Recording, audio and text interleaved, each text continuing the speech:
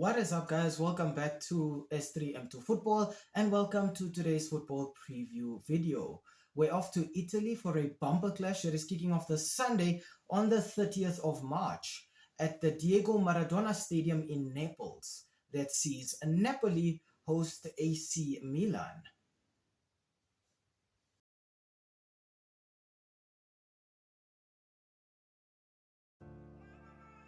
We start off today's video with the home side here being Napoli. The last 5 fixtures for Napoli have ended in 1 win, 3 draws and 1 loss. Napoli's last match was a disappointing 0-0 draw away at Venezia. And in their last 5 fixtures, Antonio Conte's men have scored 6 goals, but they've equaled that by conceding 6 goals. The first player I have to talk about for Napoli is the man leading the line. Belgian centre forward Romelu Lukaku has 10 goals and 9 assists in 29 appearances.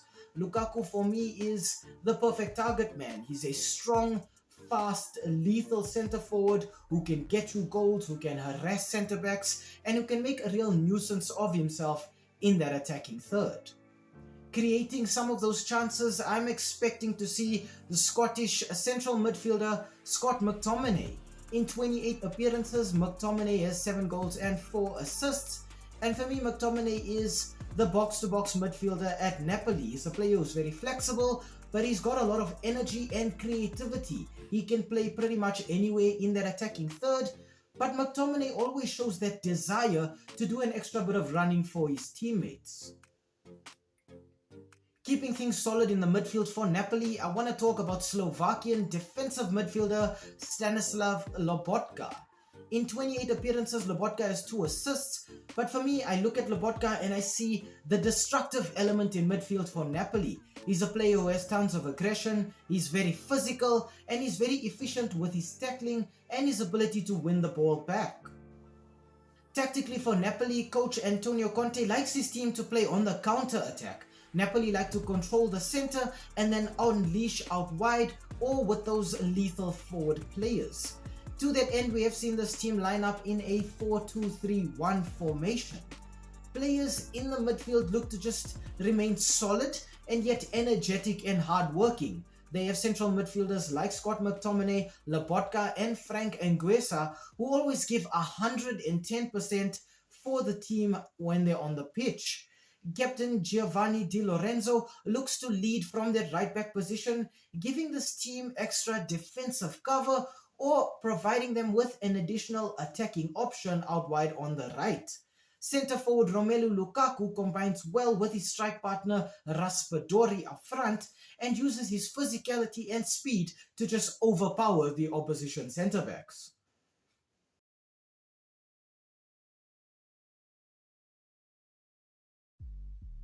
Okay, on to the away team. Now for AC Milan, the last 5 fixtures have ended in 2 wins and 3 losses. Milan's last match was a 2-1 win at home against Como in the Serie A.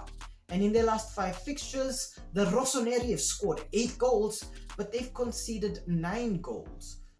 The first player I have to talk about for AC Milan is a player who I think has contributed a lot to the goal output for this team. US right winger Christian Pulisic has 15 goals and 9 assists in 38 appearances.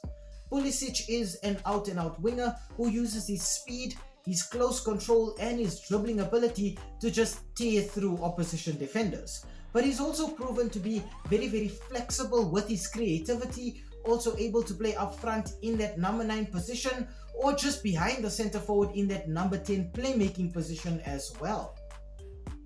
Speaking of the number 10 playmaker, I have to talk about Dutch central midfielder Tiani Reinders. In 42 appearances, Reinders has 13 goals and 4 assists, and he is the central playmaker at AC Milan. Reinders has great passing range and accuracy, he's got great ball control, and he's got that ability to just score goals if the rest of the team are unable to find the back of the net as well. Keeping things solid at the heart of the defense for the Rossoneri, I have to talk about Italian centre-back Matteo Gabbia. In 25 appearances, Gabbia has just 1 goal, but I think he started to become the rock at the heart of Milan's defense. He's the player who seems to be the first one when we talk about the defenders in recent weeks, and I think that's because of his tackling ability, his physicality, and his ability to read the game and cut out opposition passes before they reach their intended targets. Tactically for AC Milan, coach Sergio Conceição wants his team to play on the counter-attack. AC Milan have tons of creativity in the attacking third and just as much pace, so they're able to overwhelm the opposition with pure speed in those wide positions. To that end, we have seen this team line up in a 4-2-3-1 formation. Milan look to stretch the opposition using their attacking wingbacks, that's Theo Hernandez at left back and then Kyle Walker at right back.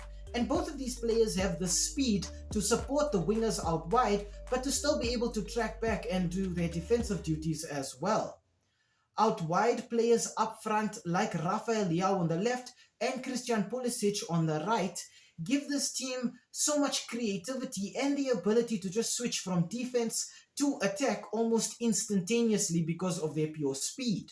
Reinders at number 10 is able to distribute the ball efficiently and quickly, and now with the addition of Tammy Abraham at number 9, AC Milan have a very lethal and very quick centre forward as well.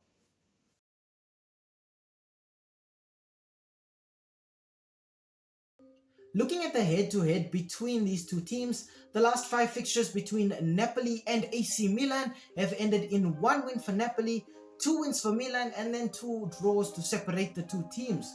So it does kind of look pretty much like this one is edged ever so slightly in favor of the Rossoneri. In terms of goal output, in these last 5 fixtures, AC Milan have hit the back of the net 5 times, but Napoli have equaled that with 5 goals of their own. So in terms of goal output, these teams are very, very evenly matched. When we look at the Serie A table right now, Napoli find themselves second on 61 points, while Milan are languishing in 9th spot on 47 points. So in terms of output and performance in the league, Napoli are far ahead of the Rossoneri right now. Back-to-back wins for AC Milan have provided a bit of hope for the future, and it's been very promising with goals for both Christian Pulisic and Tiani Reinders against Como in their last match. So it does mean that this team are very good at creating chances, but they've also proven to be very efficient at putting those chances away as well. For Napoli, too many draws in their last few fixtures have really damaged their Scudetto ambitions, and I think Napoli have really struggled to replace a player like Vicha Kvaratskhelia at left wing. It's meant that this team has struggled to create a bit out wide on that end, and we've seen Scott McTominay now shifting into that position instead. Romelu Lukaku up front has been fantastic for Napoli though. He has scored and assisted. He did pick up a goal and an assist against Fiorentina as well. So it does mean that Napoli have a centre forward who knows how to score goals, but also knows how to link up with his teammates. Unfortunately, some of those situations where Napoli found themselves dropping points were definitely matches where they should have picked up all 3 points. The draw and the loss against Como and Venezia meant that this team dropped 5 points when they should have just picked up 6 instead. And we are looking at the league table right now and seeing Inter leading the race, but it actually should be Napoli at top spot. And they can feel like they've really disappointed themselves and their fans by not actually occupying the top spot in the Serie A. AC Milan do have an issue when it comes to upcoming fixtures. While they are playing Napoli in the Serie A this weekend, they also have to play Inter in the Italian Cup next week. So I do think that Sergio Conceição will be keeping an eye on that match in particular. I think in terms of personnel here, it's very important for us to also take note that Noah Okafor is actually on loan from Milan and is currently playing for Napoli. So he might have his say in this fixture as well. One player who definitely won't have any say in this one is Yunus Musa, who is actually suspended for AC Milan right now. So I think maybe the Rossoneri are missing a bit of that grit and aggression in the heart of their midfield. I think it does come down to priorities for AC Milan. What is more important, getting this win over Napoli in a Serie A race that is effectively beyond them right now, or perhaps prioritizing that match against Inter, hoping that they can win in another Milan derby and lift some trophies at the expense of their hometown rivals. I think though Milan have been very good at the Diego Maradona Stadium in Naples, having won 3 and drawn 2 in their last 5 matches there. And I think it does mean that unfortunately there are a bit of mind games in this one when it comes to the players and the coaches. I think Napoli will be feeling very disappointed in those last few fixtures against Milan, but I think they'll be feeling more disappointed at how they've handled all of their fixtures following the departure of Kvaratskhelia. We've seen Napoli experiment with different formations, and Conte has yet to find the one that works perfectly for this team. I do think the 4-2-3-1 does give this team a bit of attacking threat out wide, but also allows them to stay solid centrally. And I think right now that's what Napoli need. They're conceding too many goals, but they're also scoring too few goals. And when you look at Milan, they're getting the goals, but they're conceding too many. So the issue at the Rossoneri's camp is particularly a defensive one. I do think that this is pretty even. I think that both teams have all to play for right now. I think it's a very crucial period for both of these teams in their campaign this year. I think with Napoli, it's all their eggs in one basket. Again, obviously having to play just for the Serie A, being knocked out of the Italian Cup and not playing in Europe at all. I think it does mean that there's more pressure on Napoli in this fixture in particular. But I think that if we look at the recent history, Milan have done quite well. And it's for that reason that I'm actually going to give this one a draw. So my final score prediction for this one is going to be Napoli 1, AC Milan 1.